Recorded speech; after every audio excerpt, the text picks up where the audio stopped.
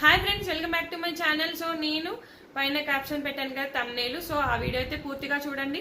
So ఏంటంటే నిజంగానే commoners తీసుకుంటున్నారా అనేది ఒక డౌట్ అయితే క్రియేట్ అవుతుంది. ఎందుకంటే ఆల్రెడీ కాల్స్ వచ్చాయి, తీసుకుంటున్నారు.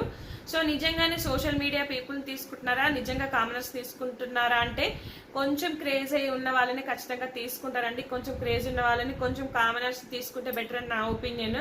బట్ ఏంటంటే మరీ సింపుల్ పర్సన్ తీసుకుంటే కూడా వాళ్ళు ఏమీ కంటెంట్ ఇవ్వకపోతే కూడా చాలా ప్రాబ్లం అయిపోతుంది. కాబట్టి ఖచ్చితంగా ఎంతో కొంత ఉన్న వాళ్ళని అయితేనే తీసుకుంటారు.